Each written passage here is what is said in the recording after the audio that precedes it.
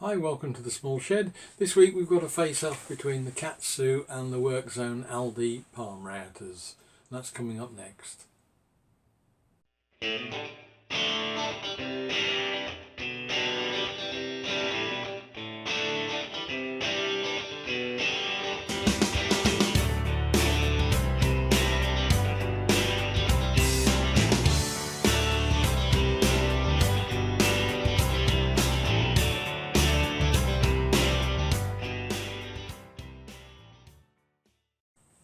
Now, a few months ago I bought the Katsu router because all the guys on the Woodworking UK Facebook page were raving about what a good little router it was.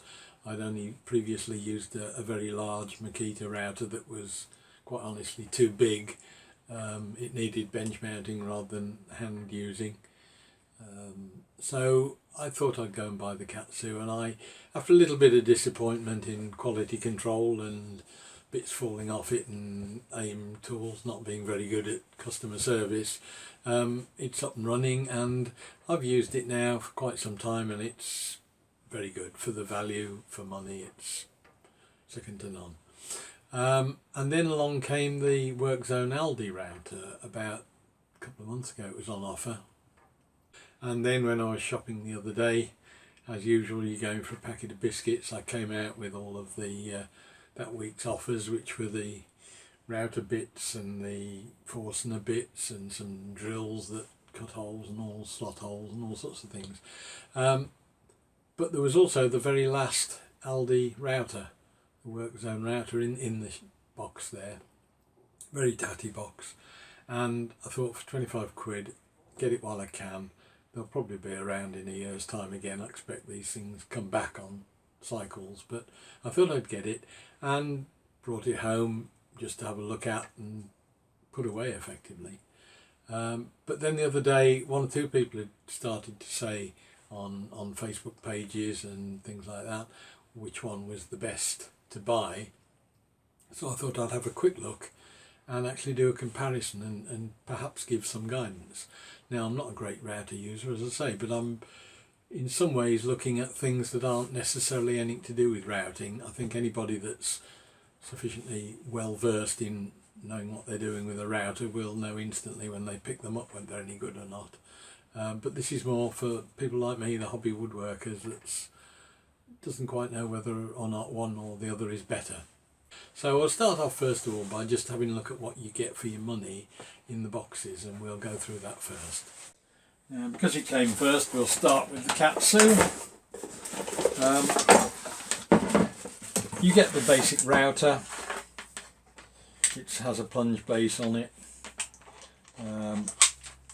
It has a collet for the 1/4 inch router bit.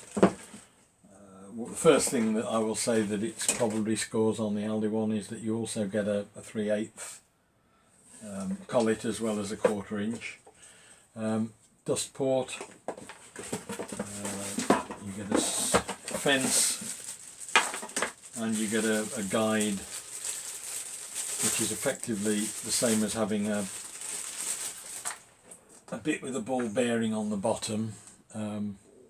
This is the guide that comes with it, which has got a runner on it which will mount on the side of the base just below the bit, so it enables you to run across edges and things like that, to do corners, round off edges and things like that. You also get a little screw for the dust port and a pair of brushes. Now, there is mention in the manual. For once, I've actually just spent half an hour reading both manuals fully. It's the first time I think I've ever done it. There is mention in the manual of a guide for templates. I don't see that anywhere, but I'm not sure whether or not that's... they talk about the template guide. I think that's an accessory, and I'll come back to why I think that in a bit when we get on to the subject of the manuals themselves. But it feels a nice bit of kit. As I say, the quality control is appalling, because when I had mine The cog on the hand wheel on the base there was broken and jammed up, and the speed control didn't work from the second I bought it. And again, the customer service was pretty awful from Main Tools, because they basically suggested if they sent me the bits I could swap them myself. As it happened, rather than push for the right thing, which would have been to return the instrument altogether, I took advantage of taking it apart and getting a free YouTube video out of the repairs. So that was my own decision, but they've certainly not been very helpful, put it that way. But for £32, something like that, very nice bit of kit, substantial, solid, mainly metal. There is mention that it's a Makita clone. I'll again come back to that in a moment, but that is what you get for your money. The Aldi one for £25, you get quite a nice bag to put it in. You get the router itself with a base. This one is not so good, it's plastic. The body is plastic, or at least plastic for most of it. But it sort of does the job. Same thing, you get the roller guide runner on to mount on the bottom. Both of them have the spanners. This one does have a template guide which goes in. You split the base, put that inside it, and it gives you a template guide. And you get all the usual. Again, you get the fence. They give you also a router bit, which is very nice. Not particularly brilliant, but it works. So from the start, I think the extra £5 or so on the Katsu starts to become apparent. It's a far more substantial machine. The base is much better. It's more powerful. It's 710 watts. That's 500 watts. It's got variable speed control on the Katsu, 13,000 to 33,000. The Workzone is 33,500 permanently, on or off. But then you start to get into the things that depend entirely on your circumstances. That is 1.8 kilograms. That is 1.45. So it's a lighter machine to use. If you're doing a lot of hand routing, it may well be that that suits you better, and that you don't necessarily need the speed control. The plunge bases are worlds apart. This one is quite good. It's nicely engineered, and apart from the fact mine didn't work to start with, it does now work. There is a depth gauge on it, which if you work off the bottom of the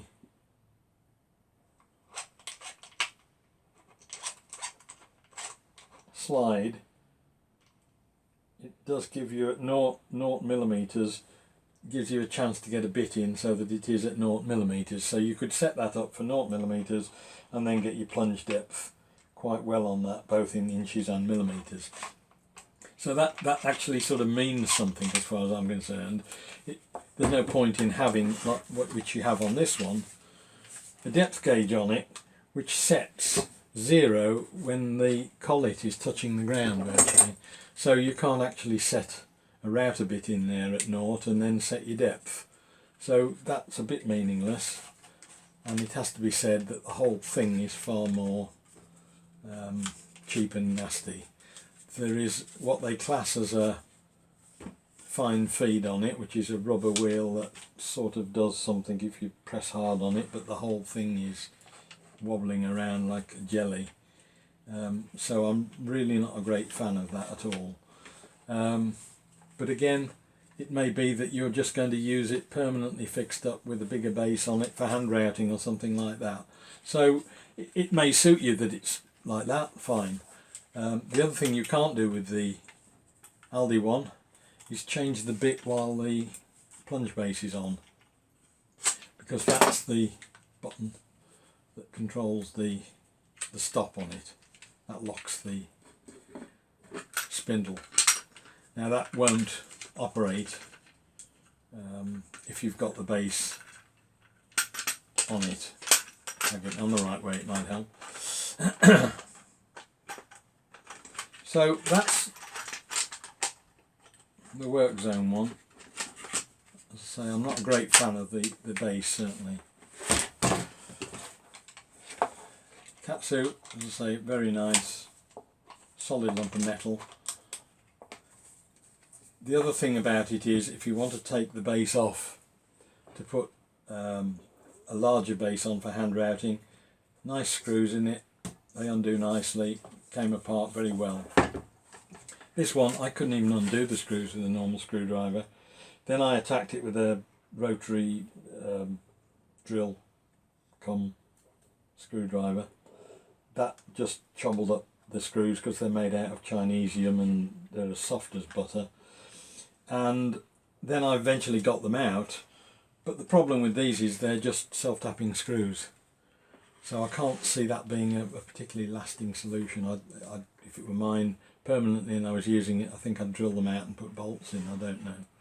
But that one is again far inferior to that, which has got threaded into the metal, nice screws that work well. I've already used that on the base for a circle cutter. And I've just put an M4 bolts, countersunk bolts through, and it worked fine, no problems whatsoever. So that's the thoughts on those. Now, just talking about the Kastu for a moment, just put that one away. I mentioned earlier that it looked like a clone of a Makita. When I looked on the website of Makita, I found that it is absolutely dead straightforward copy of a Makita, with one exception. The speed control on the Makita is on the front, and it's on there on that one, and that's the only difference I can find. All of the accessories for the Katsu that you can buy are identical to the Makita ones. The mouldings are all the same. I suspect they're made in the same factory. And quite interestingly also, when I started to look to get some information out of the manual that I couldn't find in there, and I started looking and I thought, well, if it's the same as the Makita, perhaps there might be some information in the Makita manual. What I found was that the Makita manual is identical to the Katsu manual. They've used the same pictures. On a couple of places they've actually altered the speed control so that yes, it's not quite the same, but they are absolutely the same thing. All the information is the same, with the exception on the title page, on the first page of specifications, they have altered the motor speed to 13,000 to 33,000, whereas the Makita one says 10,000 to 33. But other than that, this is word for word the same. And what that means is that at least the manual is understandable. It's because it's been written in American, effectively. And therefore you don't get these expressions that you get in the manual on the Workzone one, which have obviously been translated. When bevel cutting or notching, extension guide is efficient for straight cut. Things like that aren't quite the same. As regards the manual, I think the Katsu one is probably better, and it indicates a lot of the accessories that you can get, like tilting bases and things. And it does mean that all the Makita bits are interchangeable with it. So presumably there's not going to be a great problem with spare parts, and you can get other accessories that you might pick up second hand on eBay and that sort of thing. The Katsu one, as I say, came with spare brushes, and I don't think the Workzone one did, although I may have lost them. The trouble is I throw these things in the corner. But then there's one other fundamental difference between the two of them. which may again be the thing that swings it one way or the other to you. At £25 that might not be the best thing in the world, and it might not be the most substantial, but it has a 3-year guarantee on it. And in all honesty, if it lasts 3 years and then breaks, you'd go out and buy another one anyway. The Katsu is 1 year, and as I've already found to my cost, the speed controller had already gone before I had it delivered, and the control knob wasn't working properly. So there is always that problem that will only last you a year, and then you may or may not have a problem with it. So again, something to bear in mind, something to think about. On the subject of the manuals, it was also interesting that there is one picture in the Aldi manual which relates to working with a template. I mean, both of these machines are made in China anyway. There's one picture in here, and there's one picture in here of the man working with his template, and they've used, again, it's the same artwork. Somebody has swapped the router in that picture there, but other than that, it's just a closer up of that part in that one. It's the same artwork, so there's obviously a lot of either copying and or collusion going on with all of these things, but you know, you get what you get. So that's the start on the actual machines themselves. What I'm going to do now is run through some of the specs on them that may or may not affect things. There's, in the user manual for the Aldi, they do give you a vibration measure. Now, I don't fully understand it, but it's measured in meters per second squared. And the figure for the Workzone router is 1.34 meters per second squared, with a variance of 1.5, they say, which is what you can add. You add the two figures together to get a value. It gives you a value of 2.84. The vibration value on this one, which is not surprising because it's 50% bigger machine in terms of power, is 2.5 meters per second squared plus 1.5, so that's up to 4.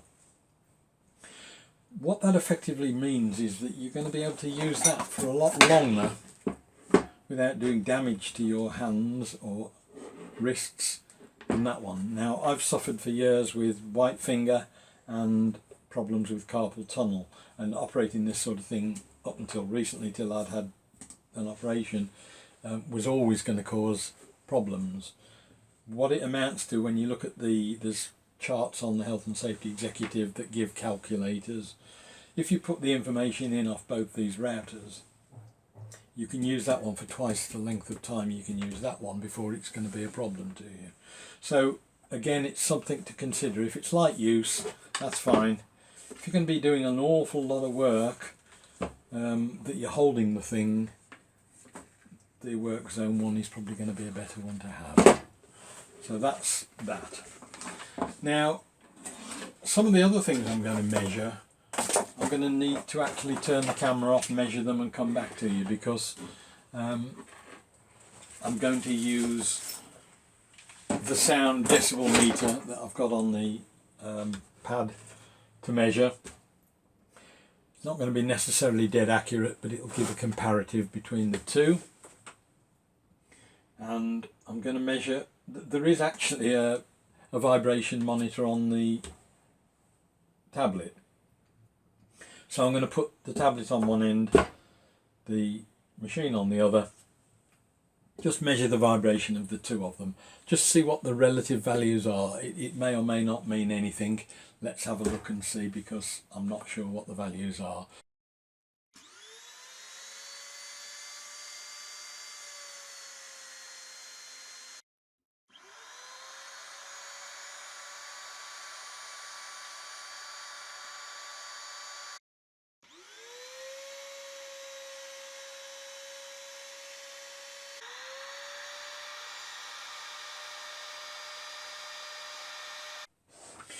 Right, so the results are sort of in on those. It's quite difficult to judge just looking at a screen, but on the vibration, I've got an earthquake monitor meter on the tablet, which was giving the same readings in terms of meters per second squared that the manufacturers use for their information, and that's broadly borne out what I thought from the figures that the manufacturers had supplied. The Workzone was running between 0.02 and 0.07 on that measurement that I was doing, and the Katsu came in at roughly 0.4 to maxing out at 0.04 to 0.14. So it does look like it's about twice the vibration out of the Katsu, and therefore, as I say, there is that risk element of white finger and problems with using that for an extended period of time. The noise, they're pretty much the same. They were both showing, although to me the Katsu sounds louder, but that may be to do with old man's ears and different frequencies and things like that. They're both showing on the decibel meter between 77 and 79, and I think the manufacturer's specs on the Aldi one were 81 or something. So yeah, we're in the same ballpark, but they're about the same anyway. So as far as sound is concerned, there's not really any problem with either of them. You're both going to need ear protection if you're using them for a long period of time, but they are about the same. So pretty much that's covered all of the things you can cover with them stationary. The only other thing then I've got to do is to test them on timber. There was a suggestion, one of the reviews I saw of the Workzone one by the poultry people, Bongo, who is one of the Woodworking UK guys. He was using one of these for a long period of time and suggested it was getting warm. I used it quite a bit the other day, and there's no doubt about it, that gets very hot at the bottom. The Katsu doesn't seem to be so much of a problem. So what I'm going to do is I'm going to run them both for 5 minutes under no load, just to run the motors, and then after that I'm going to put the temperature thermometer thing I've got on, and we'll see how hot they've got, because I suspect that is going to be a problem with the little Aldi router, but we'll see what happens when we get the results on that one next. So I'll just put them both on and we're going to leave them running for 5 minutes.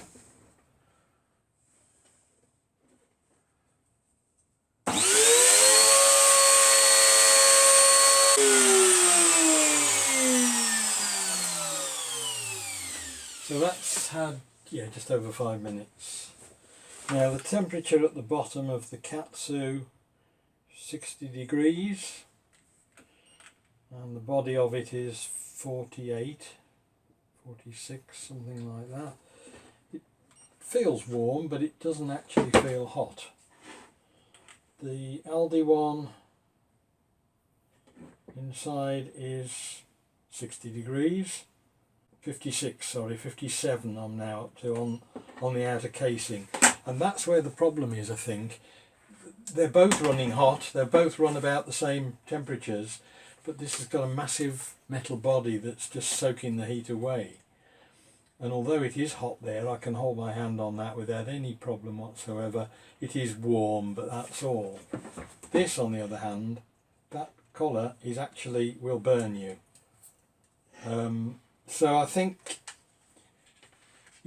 again, this is down to what use you're giving it, but if you're going to be using it any way that you've got your hand around there, you're going to notice that it will burn you after a lot of use.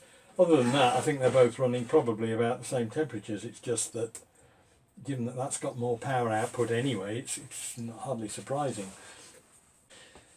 That pretty much sorts out all the, if you like, the techie bits, I think, because I can't do a lot more than that to test.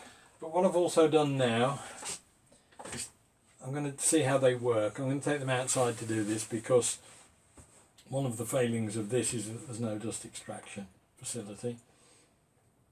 Katsu has one, but it obscures the where you're looking in. So I think I'll take them outside and do that. I've got two brand new bits in various sizes, and I'm going to fit them one after another and do a series of runs through. I'm not quite sure whether it's going to be anything I can measure other than by feel, but what I will do is mark out a series of cuts, routes or what have you, and try and do them both at the speed that the machine wants them to be done at, rather than just trying to force them along. And then I'll time it and see how long it takes to do them, and come back again with any sort of conclusions as to which one of the pair is likely to be the better.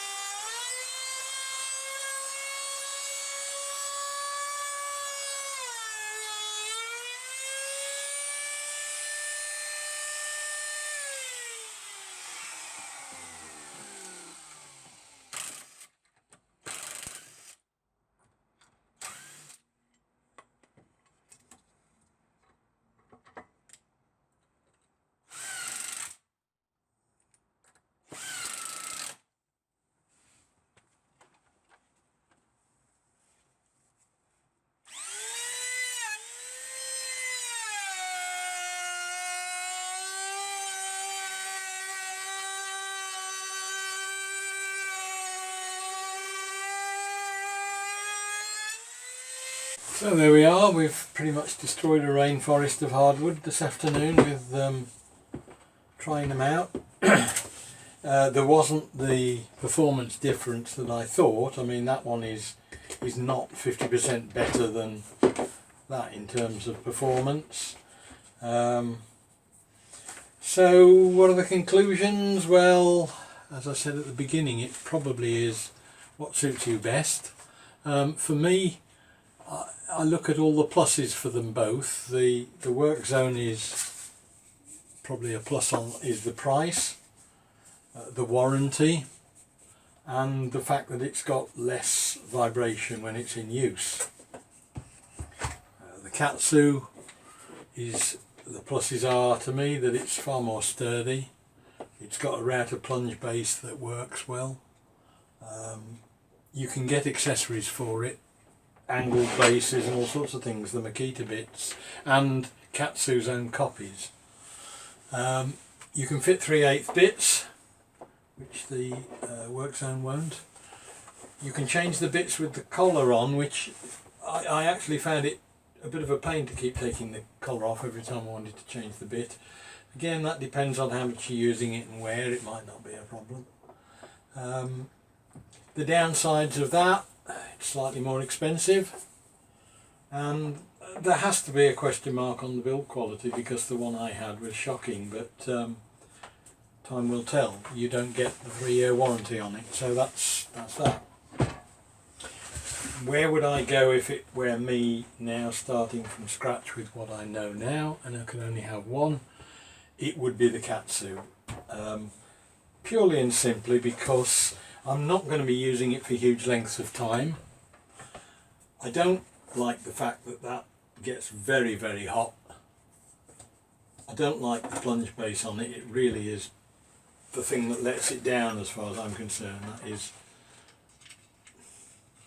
certainly not what I would expect to have on a machine.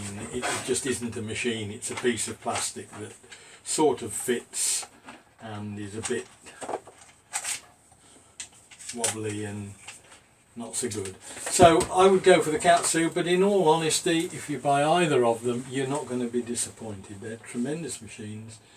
It's been hacking away this afternoon, both of them, on hardwood, all sorts of different bits, all sorts of different feed rates, pushing them hard, not pushing them hard.